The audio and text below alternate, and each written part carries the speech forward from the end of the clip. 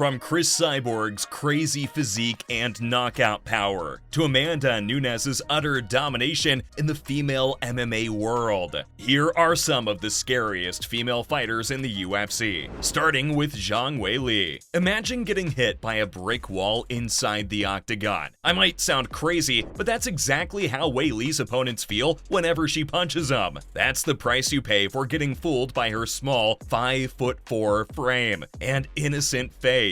Yep, don't ever judge a book by its cover. You never know what hides inside of it. Magnum took the UFC by storm. She was only the second UFC fighter from China to break into the top of the strawweight ranks. Weili was a local martial artist in her country and started doing kung fu at only 6 years of age. No wonder why she's still so scary at 33. Do you remember what she did to the former champ, Joanna Jędrzejczyk? I mean, she gave her one of the most gruesome hematomas I've ever seen in combat sports history. That was just so scary to watch. It was one of the greatest UFC title fights of all time. And if there's a fighter who can do that to her opponent, I'm gonna say she's as scary as it gets. Zhang's now a 2-time UFC strawweight champion, and the first one from China to do so. And her professional record's just insane. Magnum's 23-3 records, still one of the best in the business. Speaking of being one of the best in the business, the next fighter's the perfect example of it. Joanna Jędrzejczyk. As hard as it is to pronounce her name, it's even harder to stand in front of her inside the octagon. Now, just imagine what kind of fighter she really is. Before the likes of Zhang Weili, Jessica Andrade, and Amanda Nunes took the promotion by storm, the only ruler of the strawweight division was Joanna Champion. At least, that's what they called her. Joanna entered the UFC with an impressive record of 6 wins and 0 losses. And only in her second fight, she ended up becoming a contender for the strawweight champion. Did she win the championship? Of course. Was Joanna the champion for 966 days? Yes. She won the title by defeating Carla Esparza via TKO back in 2015. What makes her so dangerous and scary is the fact that she also has a Muay Thai background. Joanna has over 60 Muay Thai bouts in her bag, giving her all the experience in the world. Plus, her willingness to go against any female fighter in the UFC has earned her the respect of the promotion. A lot of people give her the credit for putting the strawweight division on the map. And why won't she be credited for this? She has cleared the division from top to bottom. Joanna's a dominating force inside the octagon. Speaking of a dominating force, not many are more dangerous than the next one, Chris Cyborg. Surprised to see her name in the scariest fighters list? I'm not. Have you seen her physique? She's literally built like a tank. Plus, she has so much power in her hands that she can knock out anyone in the world.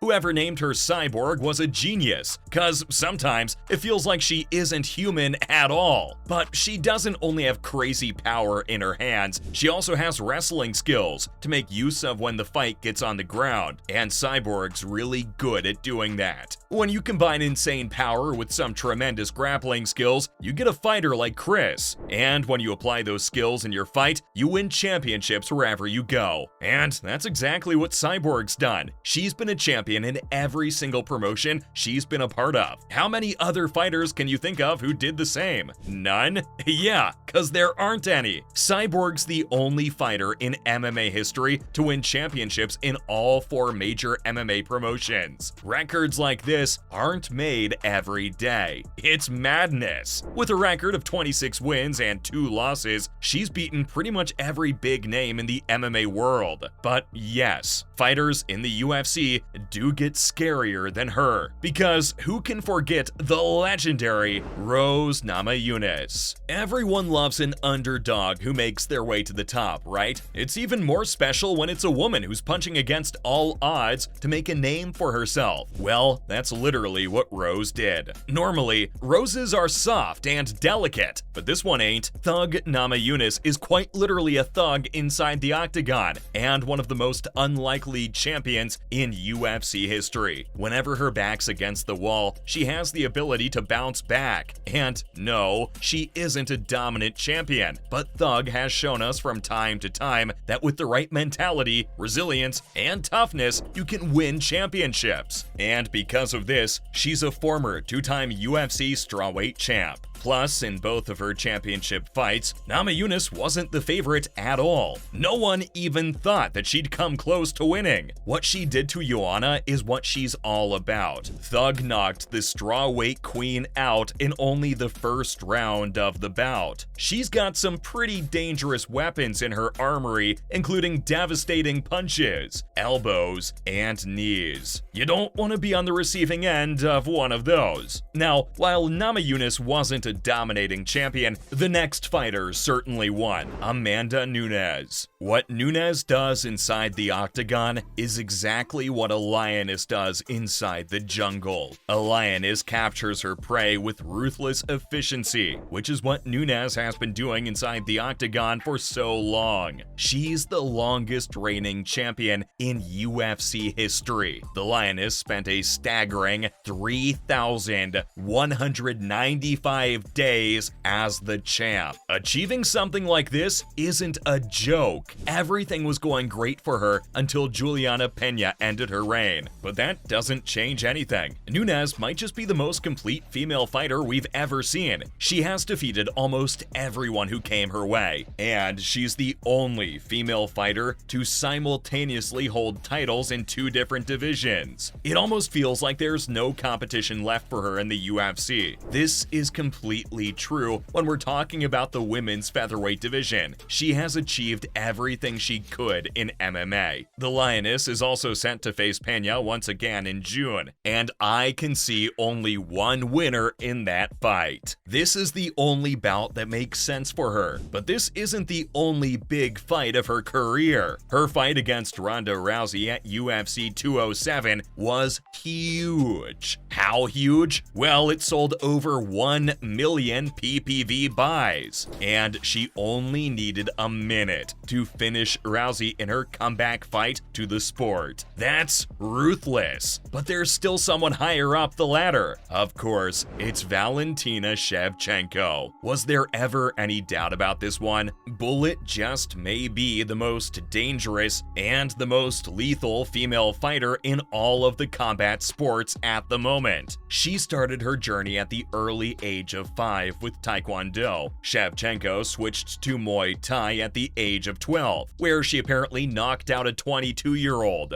I mean, you could expect something like this from Valentina. It's not surprising at all. And that's also the fight that earned her the nickname Bullet from her trainer. That might be the most accurate nickname of all time. She would suffer 2 losses to Amanda Nunes early on in her career, but that didn't stop her from reaching the heights she was supposed to. Valentina defeated every other opponent inside the octagon, except, of course, Nunes and Alexa Grasso, and has held the flyweight belt for over 4 years, and defended it an astonishing 6 times. She's even defeated Juliana Pena and Jessica Andrade in a comfortable fashion. Plus, who can forget about her head kick, which ended Jessica? This has to be one of the scariest head kicks we've ever seen. Despite recently losing her belt to Grasso, it feels Shevchenko still has it in her. She can still fight for a couple more years. Valentina Shevchenko's a beast, and there's nothing you can do about it. That's all from me on the scariest female UFC fighters.